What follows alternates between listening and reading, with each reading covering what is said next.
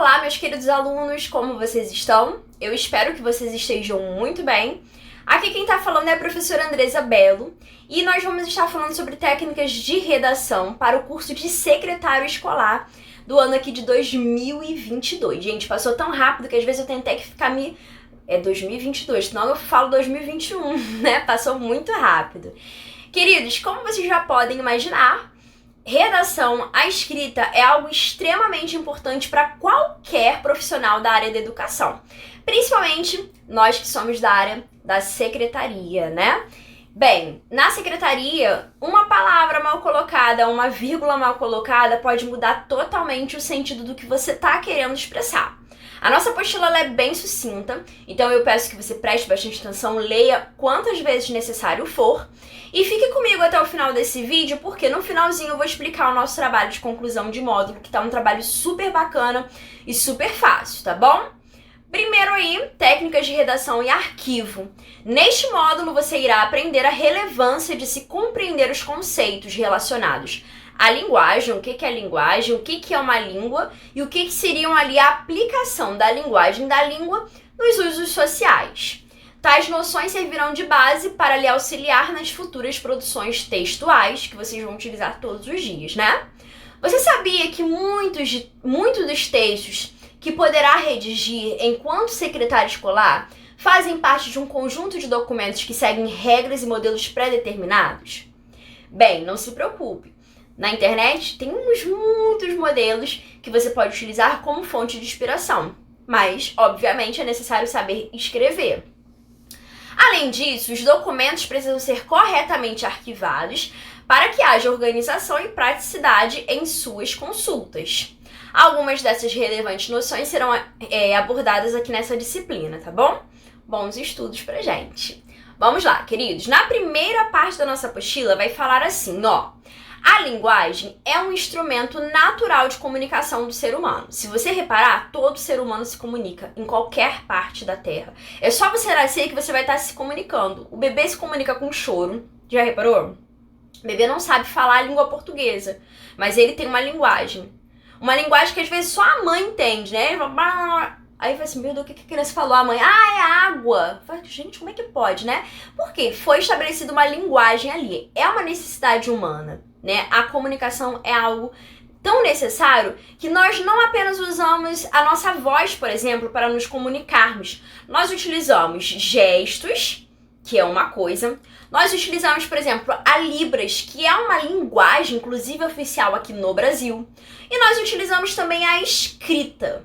A linguagem, queridos, ela tem uma certa praticidade em relação à escrita, porque quem te ouve pode facilmente te perguntar caso não tenha entendido. Mas em uma escrita é necessário um cuidado dobrado, né? Por quê? Escreveu, torna-se um registro e muitas das vezes nós não temos como voltar atrás. Então é muito importante prestarmos atenção naquilo que nós estamos escrevendo. Bem, essa linguagem ela é usada para expressar nossos pensamentos, nossos sentimentos, por exemplo, defender nossas ideias por meio da fala, da escrita e da linguagem, por exemplo, de sinais, por meio da Libra, que eu dei ali Libras como um exemplo. Ler e reler, compreender, dar sentido às coisas, fazer inferências, ou seja, tirar conclusões sobre a situação social, política e econômica de uma sociedade, para aprender com os textos que registram ali a linguagem por meio de símbolos, o que constitui a escrita, para ouvir o outro, para entender o mundo, enfim, são muitas as funções e as atividades de linguagem que nós realizamos. Linguagem e língua. Vamos observar que língua é diferente de linguagem, pois língua é uma expressão de idioma. Nós temos a língua portuguesa, a língua inglesa, a língua espanhola. Um código sistematizado que se organiza através de registros formais, que é aquele que nós utilizamos em situações formais, né? Como, por exemplo, no dia a dia da escola, a gente vai usar situações formais. Ou mesmo em situações informais, que é a linguagem informal. Quando nós utilizamos ali aquela linguagem do dia a dia com os nossos amigos, num bar, enfim. E orientada ali totalmente por regras. Por outro lado, a linguagem consiste... Nós vimos então o que é a língua. Agora a gente vai falar sobre a linguagem. A linguagem, ela consiste em qualquer forma de representar um pensamento. Podendo ser verbal. O que é verbal? Pode ser aquela que usa escrita, a fala escrita, ou a fala falada mesmo com a nossa voz. E não verbal, que quando nós fazemos uso de gestos, de imagens, de cores e por aí vai. Por exemplo, se eu faço assim pra você, isso aqui é uma linguagem não verbal. Você entende que, ó, tudo ok, né? Se eu falar, ó, não tá nada legal, né? Bem, interagimos aí então com as pessoas e com as instituições usando ali a linguagem, seja ela verbal, como a não verbal no dia a dia o tempo todo, de forma tão natural que nem paramos para pensar como que isso ocorre, né? Escritas e registro. A escrita é um registro da fala, né? A escrita faz parte da rotina do trabalho da escola, principalmente nos serviços administrativos. Muitos serviços ali, eles são realizados por meio de documentos próprios, documentação, dos serviços administrativos. Quando, por exemplo, produzimos documentos, registramos matrículas dos alunos, manuseamos o computador, interagimos por meio de e-mails e por aí vai. Para isso, é necessário ter um bom domínio da escrita, conhecendo ali as regras, por exemplo, sintática, né? Sujeito, verbo, complemento verbal. Isso é importante, isso é fundamental para a língua. E sabendo aplicá-las na produção de documentos que fazem parte dos serviços específicos, como, por exemplo, ali os serviços da secretaria, do departamento pessoal e de outros espaços da escola. No entanto, escrever com clareza, objetividade e concisão também faz parte de uma boa comunicação. Na aula de hoje, eu quero ressaltar com vocês, além da diferença entre língua e linguagem, duas palavrinhas que se encontram em tudo quanto é lugar que for falar sobre técnicas de escritas, que é a coerência e a coesão. Vocês sabem a diferença do que é coerência e coesão? Vocês já ouviram falar sobre coerência e coesão? Bem, comunicar é a principal função de todo e qualquer ato de fala, né? Nós falamos porque desejamos nos comunicar. Não importa se a linguagem seja escrita ou se a linguagem vai ser oral. O importante ali é que haja comunicação.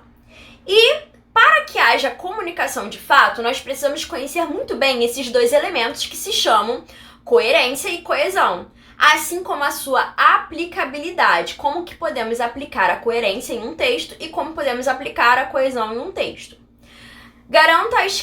Até porque esses dois itens vão garantir a escrita de um texto cujas ideias estão apresentadas de forma competente, possibilitando ali o leitor a leitura aprazível, né?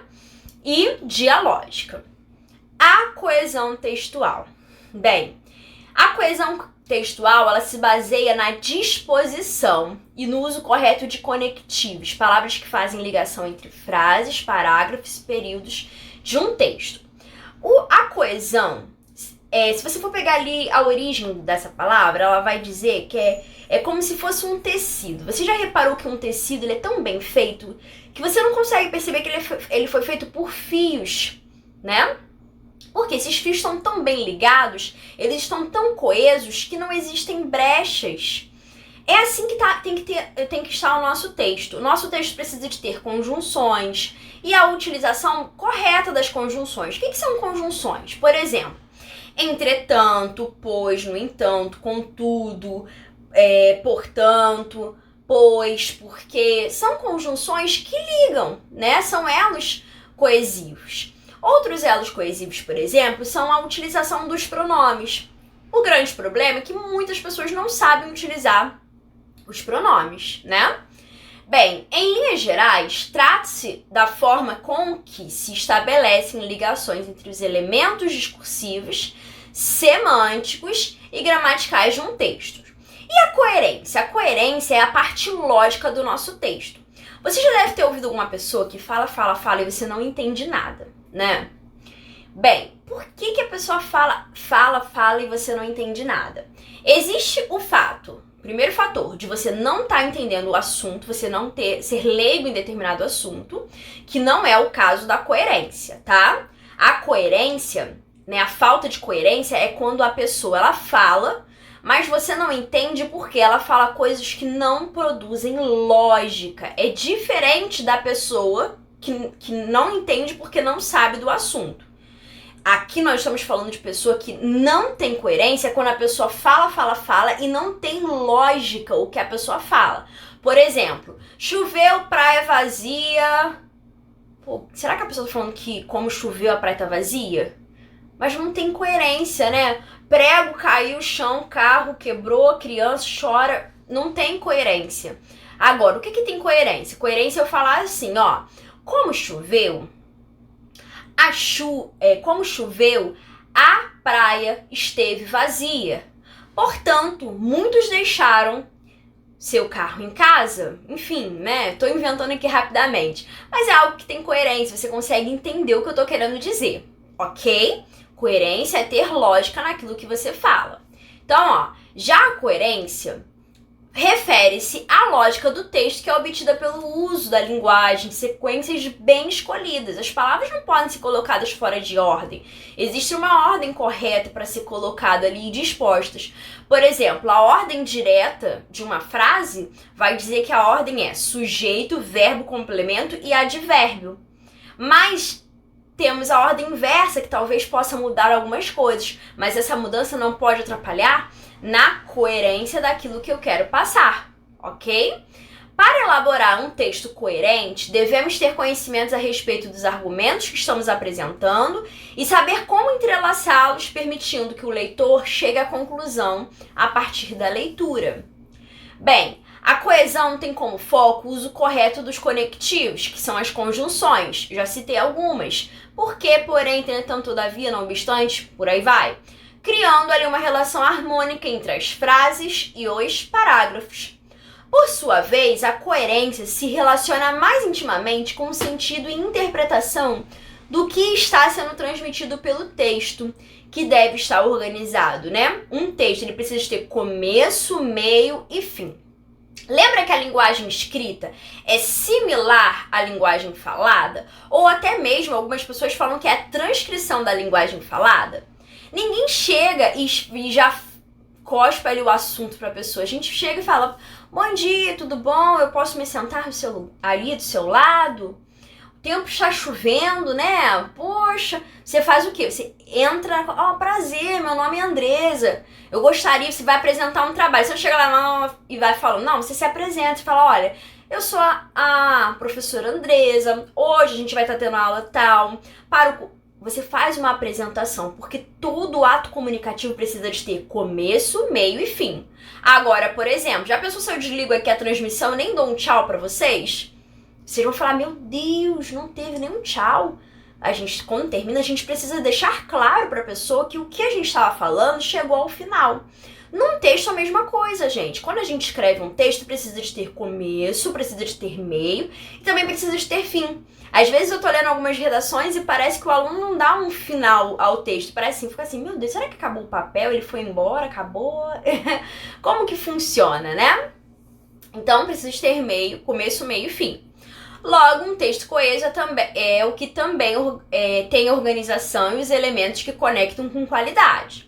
Já o considerado coerente é aquele que usa a linguagem adequada ao texto, não apresenta ali redundâncias, não se contradiz e tem uma sequência lógica de fatos. Em resumo, a coesão tem como foco o encadeamento, enquanto coerência enfoca ali no sentido, ok? A aula de hoje foi bem curtinha, mas ainda não terminou. Vamos falar do nosso trabalho de conclusão de módulo? O trabalho está muito fácil e eu quero seu compromisso para assistir esse vídeo todo. Vídeo curto, tá? Porém, leia e releia a nossa apostila, que também tá bem pequenininha, e faça o seu trabalho com bastante competência e capricho, tá bom?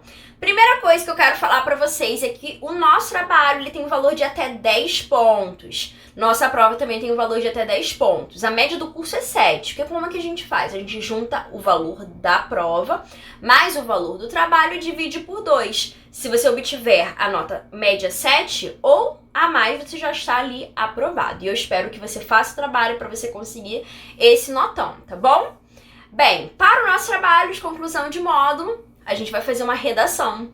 E essa redação vocês podem fazer digitado ou escrito à mão. Desde que faça o anexo até a terceira aula, tá bom? Eu vou criar uma pasta aqui para os trabalhos de conclusão de módulo e o trabalho precisa ser anexado nessa pasta corretinha, tá? O trabalho vai ser uma redação e vai ter no mínimo 30 linhas e no máximo 50. O trabalho precisa ter introdução, desenvolvimento e conclusão. E você vai escolher um desses temas aqui. São 3 temas que você poderá escolher. E no privado você vai me falar qual tema você escolheu, tá? Tema de número 1, a importância da coesão e coerência para a produção de textos. Tema de número 2, tipos de documentos escolares e suas funções. E o último tema, que é o tema de número 3, vai falar sobre a importância de conhecer os tipos e métodos de arquivamento nas demandas da Secretaria Escolar, tá ok? Bem simples, né, gente? Ó, nossa aula de hoje está chegando ao finalzinho. Eu espero que vocês tenham gostado muito da nossa aula de hoje. Uma aula bem tranquilinha. Assista novamente, participa aí da plataforma, assina seu nome na nossa lista de presença, tá bom? Um grande beijo, queridos, e até a próxima. Tchau, tchau!